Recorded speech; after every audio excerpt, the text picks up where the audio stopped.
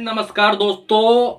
Bank की धांधली से कैसे बचें और आरबीआई के ऑर्डर के तहत अपनी सेटलमेंट कैसे करवाएं। जी हां दोस्तों, आप लोग बिल्कुल सही सुन रहे हो। बहुत सारी एनबीएफसी और बहुत सारे बैंक बहुत ही बड़ी धांधली चला रहे हैं, बहुत ही गलत चीजें करे जा रहे हैं, जिसके ऊपर आरबीआई का एक ऑर्डर लागू होता है जिससे आप अपनी सेटलमेंट बहुत ही अच्छे तरीके से करवा सकते हो, और ये लोग वो ही चीज नहीं होने दे रहे हैं। आज मैं इसी के ऊपर बात करने वाला हूं, आप सबको बताने वाला हूं कैसे एनपीए और राइट ऑफ होने से आपके लोन्स रोके जा रहे हैं जानबूझ के, ताकि आपके लोन एनपीए और राइट ऑफ ना हो पाए और आपकी सेटलमेंट ना हो पाए।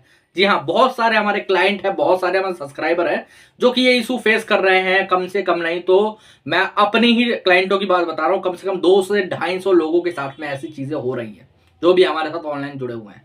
आज मैं उसी के ऊपर आवाज उठाने वाला हूं, आप सबको बताने वाला हूं कि इसको टैकल कैसे करा जाता है, किस तरीके से आप लोग इसको हैंडल कर सकते हो, कैसे आपको अपना लोन एनपीए करना है, फिर राइट ऑफ करना है, जो कि ये लोग होने नहीं दे रहे। जी हाँ, तो पिछले कुछ दिनों से मेरे बहुत सारे भाई हैं जो मुझे बता रहे थे कि सर मैंने इतने दिन से डिफॉल्ट हो चुका है, मैं पैसे वैसे नहीं पे कर पा रहा हूं, लेकिन मेरा राइट ऑफ नहीं हो रहा है।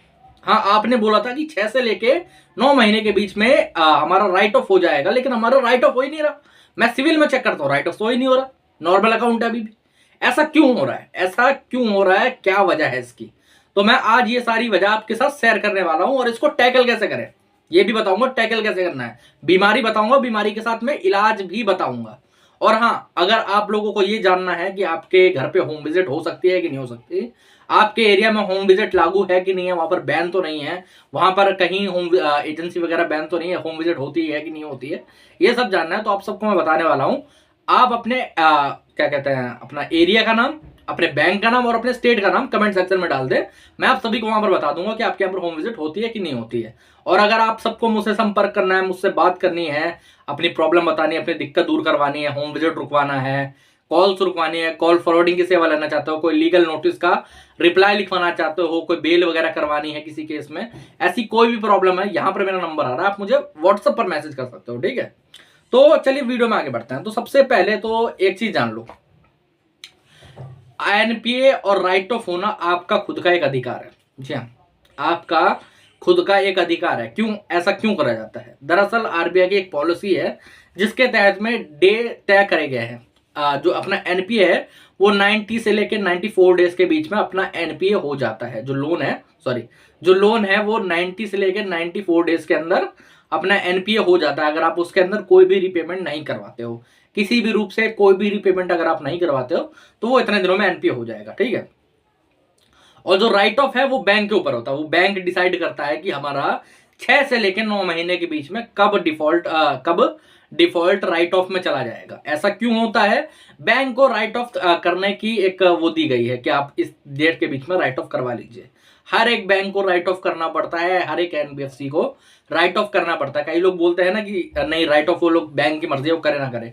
देखो, राइट ऑफ करके फिर दोबारा रिवाइव कर सकता है बैंक, ठीक है, ये उनका अधिकार है, लेकिन ये अधिकार नहीं कि वो राइट ऑफ ना करे। बहुत सारे हमारे क्लाइंट के साथ क्या हो रहा है, उनका एनपीए हो चुका है, उनको 1 साल 1.5 साल हो चुका है, लेकिन बैंक राइट ऑफ कर ही नहीं रहा है। जी हाँ, जैसे छोटे लोन्स में तो कर दे रहा है, 1 लाख 2 लाख 3 लाख में, लेकिन जो बड़े लोन है 5 लाख 10 लाख 15 लाख 20 लाख, उनके अंदर राइट ऑफ नहीं कर रहा। उनके अंदर राइट ऑफ करके अगर राइट ऑफ कर देगा तो एक अच्छा ऑफर देना पड़ेगा 10 से 20% का, और बैंक यही नहीं चाहता कि हम 10 से 20% का ऑफर दे, इसीलिए वो लोग राइट ऑफ होने नहीं दे रहे हैं। अगर ऐसे में आपकी जो लोन है वो राइट ऑफ नहीं हो पा रहा है, तो ऐसे में आपको क्या करना चाहिए, किस तरीके से अपना लोन राइट ऑफ करवाना है, ये भी मैं आप सबको बताने वाला हूँ। ठीक है, पहले आते हैं एनपीए के ऊपर। देखो, आप सबको पता है कि एनपीए 90 टू 94 डेज में हो जाता है। 90 डेज में स्टार्ट हो जाता है उसका प्रोसीजर, और 94 डेज तक आपके सिविल में भी शो होने लगेगा कि आपका लोन जो है वो एनपीए हो गया है। लेकिन इनके जो दलाल, इनके जो 2 कौड़ी के रिकवरी एजेंट है, वो क्या कर रहे हैं? मैं अपने एक क्लाइंट का बताऊंगा आपको एग्जांपल। ठीक है, उनके जो लोन की किस्त है वो 20,000 रुपये जाती है, 20-21,000 रुपये जाती है। एक बहुत ही नामी गिरामी एनबीएफसी से उनका लोन है। उनके साथ क्या हुआ, उनका जब से लोन डिफॉल्ट हुआ है, 2 ईएमआई डिफॉल्ट हो चुकी थी, तीसरी होने वाली। जैसे ही होने वाली होती है वैसे ही कोई ना कोई रिकवरी एजेंट उनकी ईएमआई पे कर देता है। जी हाँ, कोई ना कोई रिकवरी एजेंट उनकी ईएमआई पे कर देता है, और ये तीसरी बार हो चुका है। कि उनकी EMI पे हो जा रही होगी, 21,000 रुपये पे कर दे रहे हैं, 20,000 पे कर दे रहे हैं। मेरे कुछ क्लाइंट हैं जिनके 80,000 रुपये पे कर दिए गए। अब आप लोगों को लग रहा होगा कि यार ये तो अच्छी बात है ना, हमारे अमाउंट में से ही कम हो रहा है, हमें आगे चल के दिक्कत नहीं होगी। मेरे भाई कितनी बड़ी दिक्कत होगी आपको नहीं पता। पहली बात तो ये चीज़ इलीगल है, आपको इससे दिक्कत नहीं है। वो जो रिकवरी एजेंट कर रहे हैं वो प्रॉपरली तरीके से ये इलीगल है। आपके कार्ड में, आपके लोन में आपसे बिना पूछे किसी भी तरीके की कोई भी पेमेंट, कोई भी ट्रांजैक्शन अगर निकालना इलीगल है तो डालना भी इलीगल है। जी हाँ, अगर जैसा अगर मान लो तुम्हारे अकाउंट, लोन अकाउंट में से या फिर कहीं अकाउंट में से कोई 5,000 10,000 रुपए निकाल लेता है तो तुम जाके रिपोर्ट लिखवाओगे ना, तुम जाके ये करोगे वो करोगे कि भाई साहब मैंने नहीं करा, किसने करा, किसने नहीं करा, साइबर क्राइम में कंप्लेंट करी।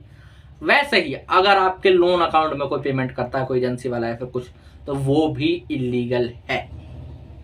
और सेकेंडरी चीज ये क्या है, आपके सिविल को इफेक्ट करता है। सिविल को कैसे इफेक्ट कर रहा है, अगर मान लो आपने NPA हुआ, आपने सेटलमेंट करी, फिर उसके बाद आगे चल के आपने दोबारा नॉर्मल अकाउंट करा और लोन लेने की ट्राई करी, तो वो ठीक है। लेकिन अगर बीच में ऐसे तरीके गैप होंगे तो आपका लोन ही सेटल नहीं हो पाएगा कम से कम 6 महीने से पहले।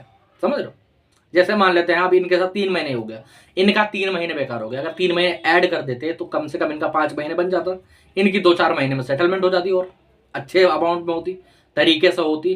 तो अगर आप लोगों के साथ भी ये हो रहा है, आपकी बार बार कोई NPA होने से पहले पेमेंट करवा देता है और NPA नहीं होने दे रहा है, तो आपको तुरंत सतर्क हो जाना है पहली बात तो। और क्या करना है, आपको तुरंत रूप से बैंक को कंप्लेंट करनी है। अगर आप किसी रिकवरी एजेंट को जानते हो जो कि ये कर रहा है, उसके नाम के साथ और ट्रांजैक्शन ID के साथ करना है कि ये पेमेंट मैंने नहीं करी है, ये आपकी इस एजेंसी ने करा है और ये अब मुझे पैसे मांग रहे हैं, मुझसे बदतमीजी कर रहे हैं, मुझसे बहुत ही ज्यादा वो कर रहे हैं। ठीक है, ये प्रॉपरली इलीगल ट्रांजैक्शन, आप चाहे तो साइबर क्राइम में भी कंप्लेंट कर सकते हो।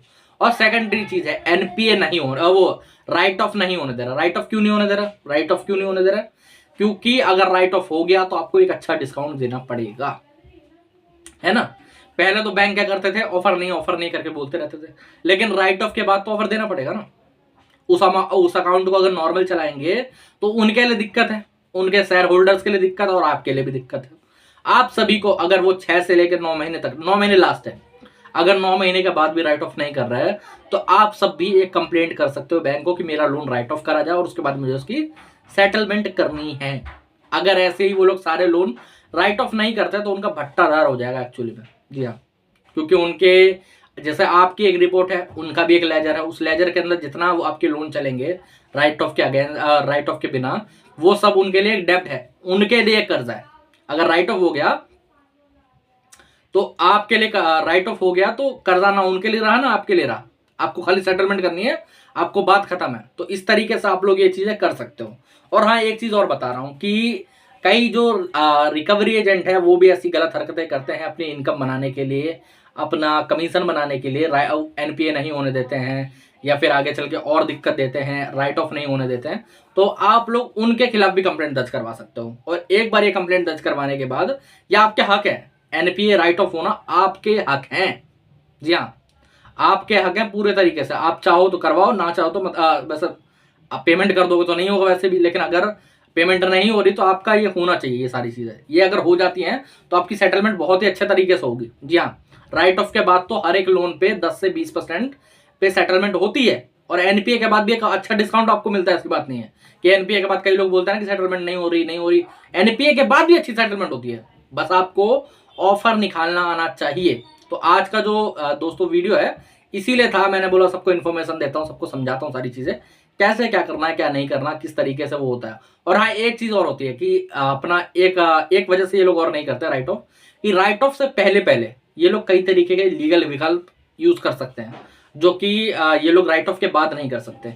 इसलिए मैं आप सबको बता देना चाहता हूँ, अगर लोग आपका राइट ऑफ नहीं होने दे रहे हैं तो आप सीधे कंप्लेंट करो बैंक को ही। ठीक है, एक मेल लिखो कि मेरा ये टाइम हो चुका है, मेरा राइट ऑफ अभी तक नहीं हुआ, आप राइट ऑफ करें, मैं सेटलमेंट करवाऊंगा उसके बाद। सीधी बात है, एक अच्छा ऑफर दें उसके बाद सेटलमेंट होगी मेरी। तो आप लोग इस तरीके से अपना राइट ऑफ और अपना NPA करवा सकते हैं। NPA तो वैसे रोक नहीं सकता, NPA को रोकने का सिर्फ एक तरीका है कि भाई साहब वो पेमेंट करे जा रहे हो। जी हाँ, अगर पेमेंट नहीं हो रही है तो वो NPA जरूर होगा। ओके, तो दोस्तों आज के वीडियो में इतना ही। अगर और कोई जानकारी चाहिए और कोई मदद चाहिए तो इस चैनल को सब्सक्राइब जरूर कर लेना, और यहाँ पर मेरा नंबर आ रहा है, आप मुझे व्हाट्सएप पर मैसेज कर सकते हो। ठीक है, जय हिंद।